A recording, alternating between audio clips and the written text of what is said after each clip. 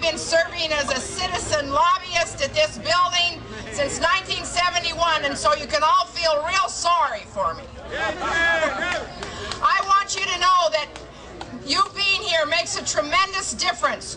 You can make a difference. Citizen lobbyists, people who contact their legislators, have a tremendous impact, and many of you who have participated in contacting the legislature have made an incredible difference, and those of you who have shown up.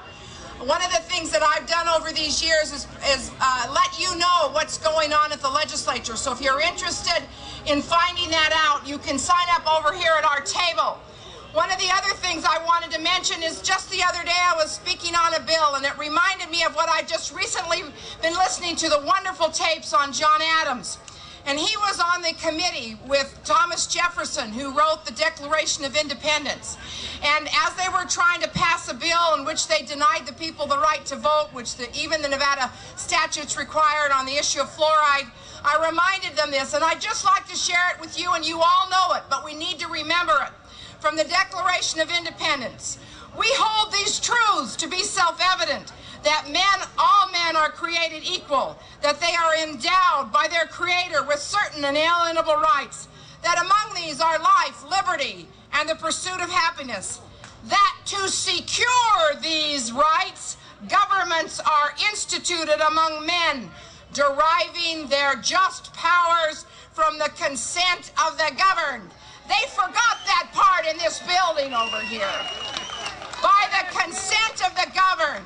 And so what you need to do, as has been stated before, is that you need to remember who voted how. One of the things Nevada Families Eagle Forum does, and I'm the state president in Nevada, is that we publish a record of how they vote. And we do that during election years, called the Nevada Families Voter Guide. So you know what they did. And you can remember what they did. And we will be publishing that, and you can let us know on our table over here. So it's important. You are lobbying this very day by being here, and you are making a difference. You know, it's a lonely job a lot of times in the legislature, but when we just have a few people that are willing to call and make a difference, it is incredible the things that can be done. Now, they were determined to raise your taxes at any cost, but you need to now be determined to get them out of office at any cost. And do you know who they represent in that building? They don't represent the public. They represent the government employees. And do you know why they represent the government employees? Because the government employees go out and walk door to door for them. And the government employees donate money to them. And most of them in there are government employees in one way or another. Their mother, their wife, their daughter, their son, or they themselves work for the government. This is a conflict of interest because they are voting to raise your taxes while they're living off your taxes.